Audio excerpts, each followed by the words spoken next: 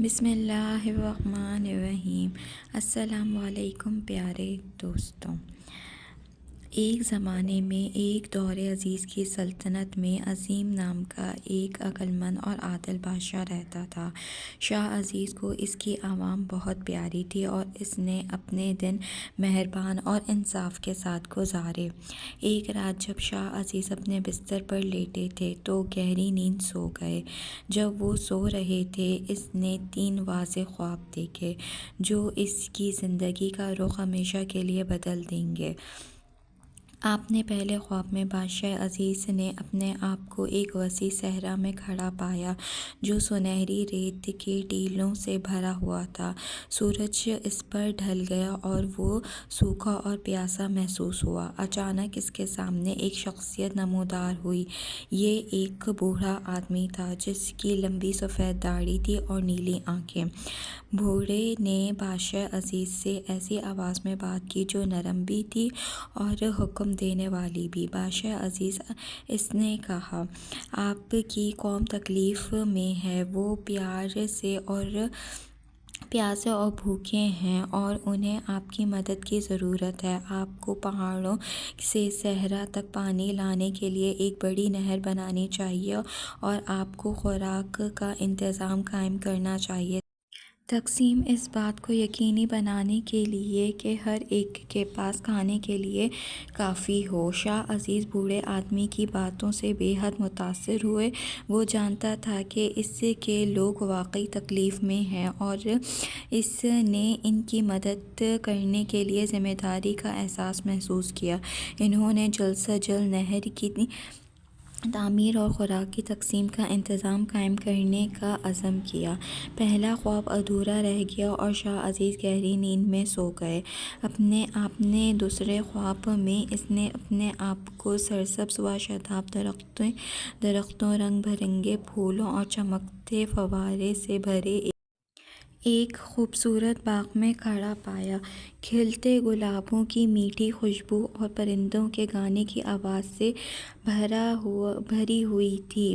جب شاہ عزیز باغ میں گھوم رہے تھے تو انہیں بچوں کا ایک گروپ مل کر کھیل رہا تھا۔ وہ بالکل بے فکر ہو کر ہنس رہے تھے اور ایک دوسرے کا پیچھا کر رہے تھے۔ شاہ عزیز نے خوشی اور حیرت سے انہیں دیکھا۔ اچانک اس کے پاس ایک شخص نمودار ہوا۔ یہ ایک مہربان چہرہ اور نیلی آنکھوں میں چمک والی سمجھدار بوڑھی عورت تھی۔ شاہ عزیز اس سے کہا، آپ کے لوگ صرف جسمانی بھوک اور پیاس ہی نہیں اور روحانی بھوک اور پیاس کا بھی شکار ہیں۔ انہیں خوش و خرم زندگی گزارنے کے لیے رہنمائی اور حکمت کی ضرورت ہے۔ بوڑھی عورت نے شاہ عزیز کو چمڑے سے بندھی ایک چھوٹی سی کتاب دی۔ یہ حکمت کی کتاب ہے، اس نے کہا۔ اس میں خوشی اور تکمیل کے راز پوشیدہ ہیں۔ اسے اپنے لوگوں کے ساتھ شیئر کریں اور وہ خوشحال ہوں گے۔ شاہ عزیز نے کتاب اٹھائی اور اس سے اپنے دل کے قریب ہے اور اس نے اسے اپنے لوگوں کے ساتھ بانٹنے کا عہد کیا۔ دوسرا خواب ادھورا رہ گیا اور بادشاہ عزیز مزید گہری نیند میں گر گئے اور تیسرے اور آخری خواب میں اس نے اپنے آپ کو ایک اونچے پہاڑ پر کھڑے ہوئے ایک وسیع اور خوبصورت منظر کو دیکھتے ہوئے پایا اور میلوں تک دیکھا جا سکتا ہے اور اسے دنیا کی خوبصورتی پر حیرت کا احساس ہوتا تھا۔ اور جب وہاں کھڑا ہوا تو اس کے پاس ایک شکل دکھائی دی۔ یہ بڑی آنکھوں والی اور پھیلے ہوئے پروں والا ایک بڑا عقاب تھا۔ عقاب نے بادشاہ عزیز سے ایسی آواز میں بات کی جو طاقتور بھی تھی اور نرم بھی۔ شاہ عزیز، اس نے کہا، آپ کو ایک بہت بڑی ذمہ داری سونپی گئی ہے۔ آپ کو اپنی طاقت اور دانش مندی کو اپنے لوگوں کی حفاظت اور دفاع کے لیے استعمال کرنا چاہیے۔ آپ کو چیلنجوں اور خطرات کا مقابلہ کرتے ہوئے بردبار اور بہادر ہونا چاہیے۔ عقاب نے بادشاہ عزیز کو ایک چھوٹا سا چمکدار پتھر دے دیا۔ یہ ہمت کا پتھر ہے، اس نے کہا۔ یہ آپ کو طاقت اور بہادری فراہم کرے گا جس کی آپ کو کسی بھی چیلنج کا سامنا کرنے کی ضرورت ہے۔ اسے اپنے دل کے قریب رکھیں اور آپ ہمیشہ حکمت اور ہمت سے رہنمائی حاصل کریں گے۔ شاہ عزیز نے یہ پتھر کو اپنے دل کے قریب کر لیا۔ وہ جانتا تھا کہ اسے ایک عظیم تحفہ دیا گیا ہے اور اس نے اسے اپنے لوگوں کی حفاظت اور دفاع کے لیے استعمال کرنے کا عہد کیا۔ تینوں خواب ختم ہو گئے اور شاہ عزیز دم ہو کر بیدار ہو گئے۔ وہ جانتا تھا کہ اسے ایک بڑی ذمہ داری سونپی گئی ہے اور وہ اپنے لوگوں کی مدد کرنے کے لیے اپنی طاقت اور حکمت کو استعمال کرنے کے لیے پرعزم تھا۔ شاہ عزیز نے باقی دن گہری غور و فکر میں گزارا، تینوں خوابوں اور ان کی تعبیر کے بارے میں سوچتے رہے۔ وہ جانتا تھا کہ اسے اپنے لوگوں کی مدد کے لیے کارروائی کرنی ہے اور اس نے نہر بنائی، خوراک کی تقسیم کا انتظام کرنے اور حکمت کی کتاب اپنے لوگوں کے ساتھ بانٹنے کے منصوبے بنانا شروع کر دیے۔ اگلے چند ہفتوں میں اور مہینوں میں شاہ عزیز نے اپنے خوابوں کو حقیقت بنانے کے لیے انتھک محنت کی۔ اس نے نہر بنائی جو پہاڑوں سے صحرا تک پانی لاتی تھی اور زمین کو سیراب کرنے میں مدد دیتی تھی۔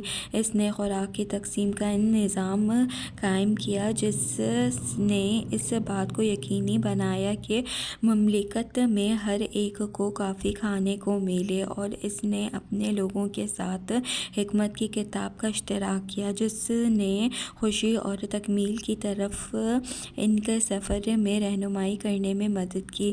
جیسے ہی بادشاہ عزیز نے اپنی سلطنت پر نظر ڈالی، اسے فخر اور اطمینان کا احساس ہوا۔ وہ جانتا تھا کہ اس نے اپنے لوگوں کی زندگیوں میں ایک حقیقی تبدیلی لائی ہے اور وہ ان تینوں خوابوں کے لیے شکر گزار ہے جنہوں نے اس سفر میں ان کی رہنمائی کی تھی۔ اور اس طرح بادشاہ عزیز نے حکمت اور دردمندی کے ساتھ اپنی سلطنت پر حکومت جاری رکھی۔ اس نے بے یقینی کے وقت ان کی رہنمائی کے لیے ہمت کا پتھر استعمال کیا، اور جب بھی اسے رہنمائی کی ضرورت پڑتی تو اس نے حکمت کی کتاب کا حوالہ دیا۔ جیسے جیسے سال گزرتے گئے، شاہ عزیز کی سلطنت زمین پر جنت بن گئی۔ زمین زرخیز اور سرسبز تھی، لوگ خوش اور مطمئن تھے اور سلطنت خوشحال تھی۔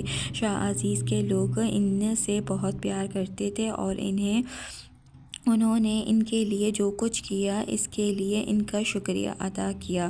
انہوں نے اس کی حکمت، اس کی ہمدردی اور اس کی بہادری کا جشن منایا اور انہوں نے اسے واقعی ایک عظیم بادشاہ کے طور پر عزت دی۔ ایک دن جب بادشاہ عزیز اپنے تخت پر بیٹھا، اپنے لوگوں سے گھرا ہوا، اس نے اپنے 3 خوابوں کی طرف پلٹ کر دیکھا اور محسوس کیا کہ انہوں نے اس کی زندگی ہمیشہ کے لیے بدل دی ہے۔